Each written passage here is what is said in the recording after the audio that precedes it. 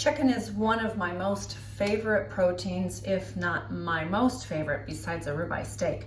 But isn't it disappointing when we prepare a nice meal of chicken or turkey or maybe duck or guinea fowl or some such thing, and in the end it comes out dry and flavorless? Well, I'm going to show you a foolproof method of putting great flavor, tenderness, and moisture into any poultry dish that you might make. It is simply by making a brine.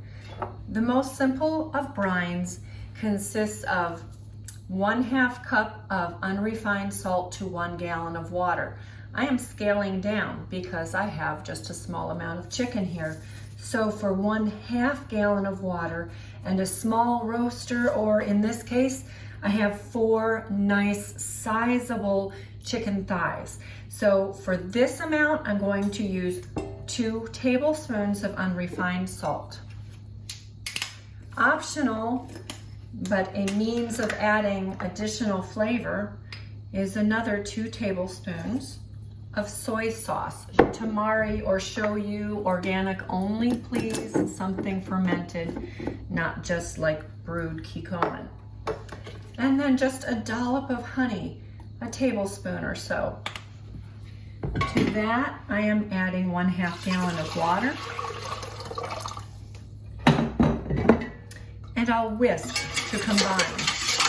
We want the salt and the honey to dissolve in the water, of course.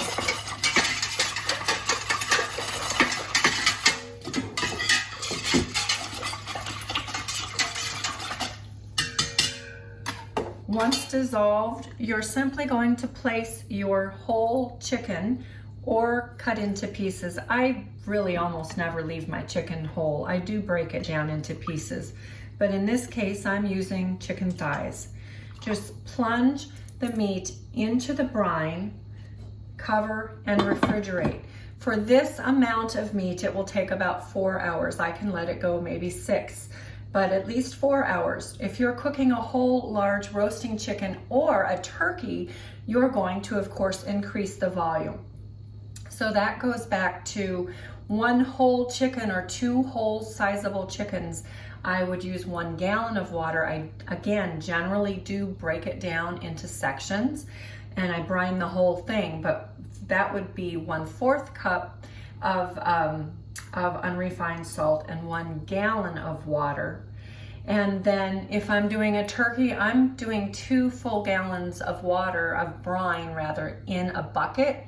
And so then I'm using 1 cup of salt and maybe a 1/2 cup of soy sauce and a 1/2 cup of honey, and mixing all of that together. And then the turkey, of course, you're going to want to let brine for about 12 hours or overnight in the refrigerator. Then, when you're ready to cook, you just pull it out of the brine, pat it dry with paper towel or a clean dish towel, and proceed with whatever method of cooking that you so choose. But this gives you a delightful, flavorful, moist meat, and it never disappoints. My family and friends always love it. So, there you go.